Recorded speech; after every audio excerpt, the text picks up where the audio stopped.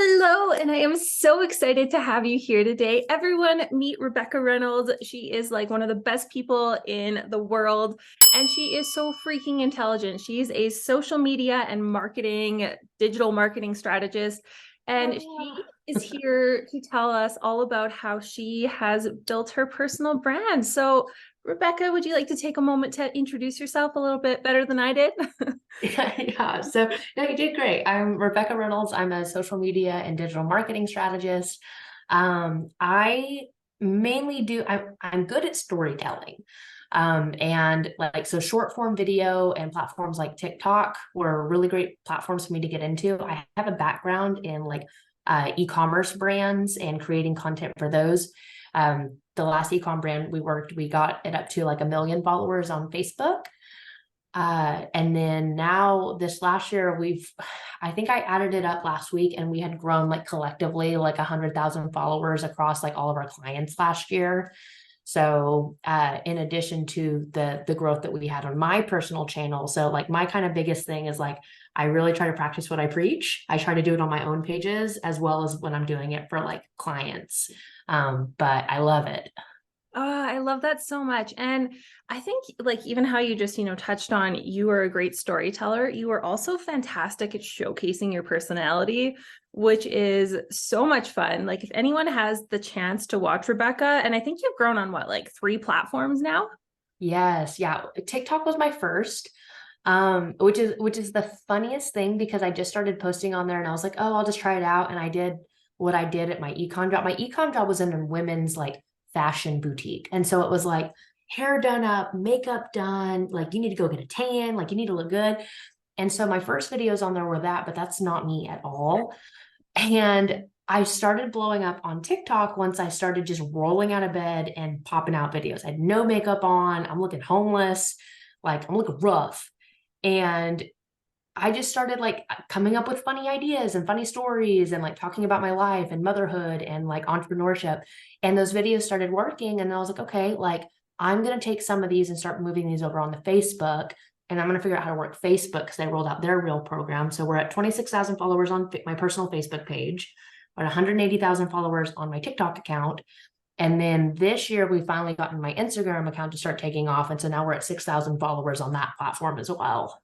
That is like absolutely insane. And it is so cool that like because I mean as you know, but for anybody watching like on different platforms video content performs differently.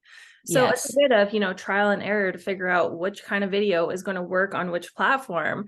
And the fact that you are growing all three so quickly is really phenomenal. Yeah, and this will be like my first tip. I did not grow all of those exponentially at the same time. I focused really hard on TikTok. I had momentum with TikTok. I focused really hard on TikTok and I just repurposed to the other platforms because it was Mhm. just like, okay, like I've already done the work to do it. Let's just repurpose. Yeah. And then next was like I kind of had what I was doing on TikTok that was working, and I was like, okay, I want to work on growing my Facebook account. And they rolled out like was it like the creator platforms for personal pages, the professional accounts. So I got one of those and I started repurposing content there and testing what worked on that platform. Yeah. So then that started growing. As I got momentum on Facebook, I went really hard on Facebook to keep that momentum. I wasn't going as hard on TikTok and my other platforms while I was focusing on growing that. And then now I'm kind of in a phase where I'm doing the same thing. I've gotten TikTok up. I kind of have a maintenance plan on it. Facebook, I have it up. I have a maintenance plan on it. And I've built some momentum with Instagram. So now I'm using that to focus on growing my Instagram account. Because for me, one of the biggest assets for me is like a content strategist and a social media strategist is like my clients first look to my accounts to see if I have followers. Like it's just like the funniest thing. Like you tell clients it really doesn't matter if you have that many followers as long as you have good ones. But the first thing they do is you look at your account and like, do you have followers? So everything on my pages is big net. Yeah. It's to get me the most amount of followers, get in front of the most eyeballs as possible because that's what my clients are looking for. Yeah, no, absolutely. And I love that. So you use these platforms as a place to kind of, it's like a case study of yourself and how you can also help your clients grow. Yeah, yeah. And two, it's nice because then you have like firsthand like data on like what's working. So like here's a little gold nugget for all of like your viewers and stuff right now. I'm seeing on Facebook, Reels are working well, but good photos of people, like faces, and good stories with like a good hook, juicy story, call to action at the end are my best performers on Facebook every time. The Reels are good at getting me views, but those are what are getting like engagement and clicks and driving action and building actual relationships. Those are killing it right now for me and my clients. Wow, you just gave away your secret formula. That's Yeah, amazing. that's the secret formula. It's because it'll change next week. I love algorithms. But that's something I actually do think that has for a long time worked on Facebook and Instagram. I think it's around to stay. And I would keep doing that no matter what changes with Reels. Keep putting out Reels, but don't stop doing photo content. Yeah, no, and even like on TikTok, you're seeing a big like change in views. They've offered, carousels now where you can actually just like use pictures, and it's really incredible. Like pictures are not only making a comeback, but they're becoming more powerful too. So that's a huge tip. And I love the fact that you brought in repurposing, and that's one of the things I think a lot of content creators and people growing their brands get caught up in, is the time and energy it takes to create all of this content.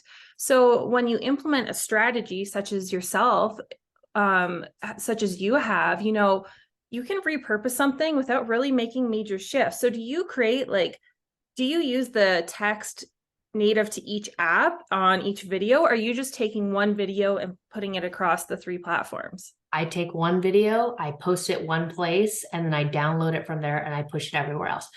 Are there optimizations and like things like that you can do where it's like native to the platform? Yes.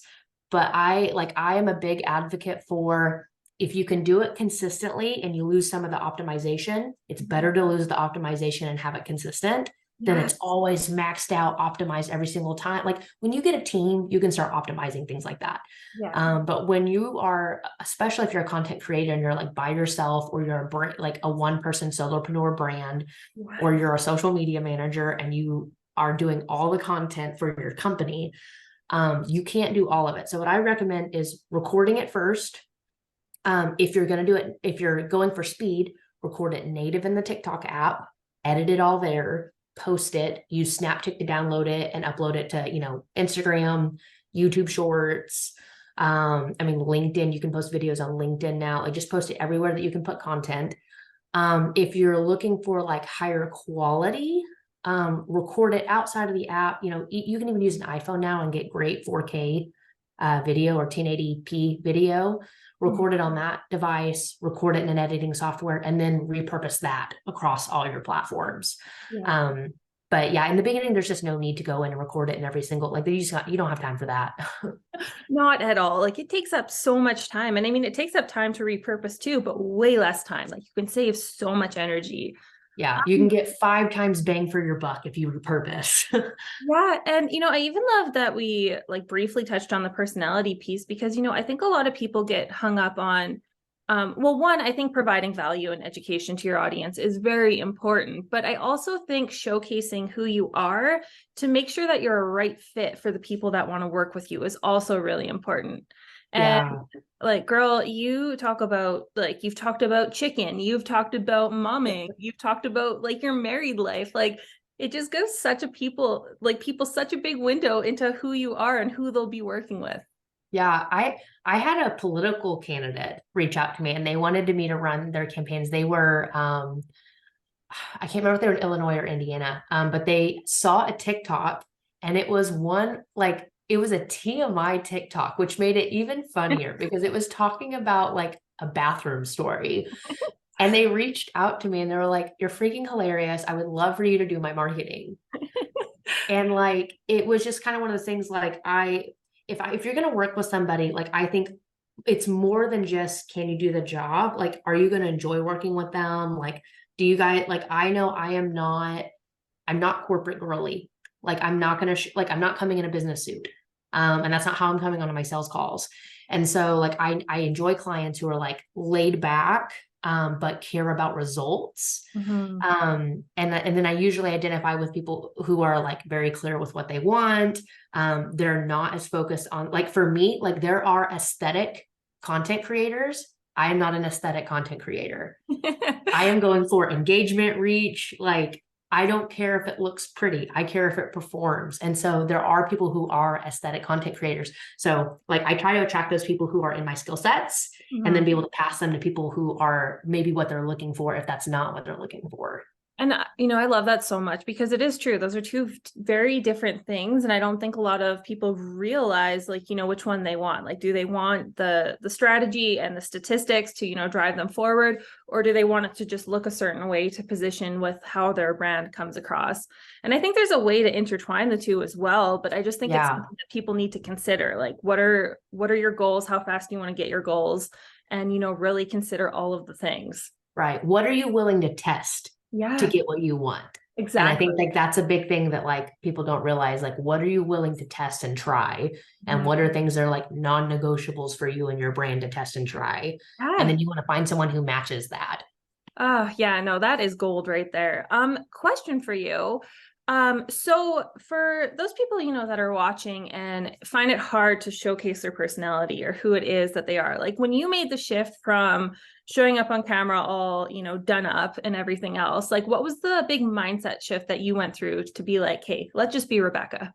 Yeah. So I would say probably the biggest thing, and y'all aren't going to like me for this, okay? But I'm going to tell you to go for volume instead of quality in the beginning, because you don't know how to create quality until you just get in the reps. Mm-hmm. I made it a goal. So once I started doing that, here's what happened. I was like, my videos aren't working. I'm not really sure what's working. So in my head, I was like, okay, I'm just going to try to put out 5 to 10 videos a day and just see what sticks. I was throwing spaghetti at the wall. Yeah. So that was my strategy at the time. At now, the implementation is the same, but the strategy is different, because now I just believe that like in the beginning, if you don't know exactly like your voice or how you want to be known or kind of what your camera setup is, like I know for me, a lot of jump cuts is Yeah. good. I usually start with some weird zoom in on my face and say something ridiculous and then go into the rest of my story. It works for me. Like it gets the views. And like it matches my personality because I'm quirky and weird, and it works for me. But I didn't learn that until I was putting out 5 to 10 pieces of content every day for a month. Some of those videos sucked. 99% of those videos sucked. But I had a couple videos go viral during that because I was unafraid of like the video doing badly, because I just knew it was going to do badly and I was just going to try stuff anyway. Mm-hmm. So I would say if you want to like find your voice on camera, start writing down like the things that are important to you and valuable to you. Like if you get an idea in the moment, like try record, we call it intuitive creation. Like if I have a good idea, I'm just going to record it right there, because if I put it in my notes, I don't remember exactly the context of the idea, but I just figured out that that worked for me. Other people work better batching, like they just write out a bunch of ideas and they just record a bunch of videos back to back to back. But reps, like repetition is the best way for you to find your voice, your thing, your setup, your cadence, your audience, like what you want to do. And the more reps you do, the more quickly you learn. The more quickly you learn, the less you have to focus on volume, and the more you can just focus on getting out the things that you know work and enjoy and connect you to the people you want to be connected to. Boom. Wow. Drop the mic. That was insane. So where can people find you, first of all? And do you have any freebies or anything to help people on this journey? Yeah. Okay. So actually, we're about to roll out a new freebie. So this is like really exciting. We're about to roll out 30 days of social media prompts. Oh, sweet. We have like a training group where we like teach people like what to post on social media to help them get consistent, because that's like number one. So we're giving away 30 days of free content prompts, and you can find those. They'll be in my bio by the time this airs. But I'm Rebecca Rain on all platforms. I'm on Instagram, I'm on Facebook, I'm on TikTok, obviously, and that'll be the link that's in my bio there. Oh, yeah. We'll drop all of those links for you guys so that you can grab hold and watch and follow Rebecca, because she's insane and you're going to laugh so hard watching her content. Yeah, you have a good time. And Just before we head out, is there a piece of advice or a tip or inspiration or anything you'd like to share just to kind of, help people on growing their personal brand? Yeah. So I would say, if you're not being consistent yet, focus on being consistent on one platform. If it just feels like in the beginning, it just feels you have to do everything, and you don't. Start with one platform. I started on TikTok. I didn't start repurposing to other platforms for probably 5 or 6 months Mhm. because I was just all in on one platform. So pick one, go all in. When you start feeling good on there, the videos are there and ready for you. You can start downloading those and repurposing them to other places. So don't feel the need to do it all at once. I love that. That just feels like a huge relief, a big burden off the shoulders. Yeah. One and done, baby. One and done. Well, thank you so much for today. This was so incredible, and I look forward to seeing you soon. Absolutely. Thank you so much.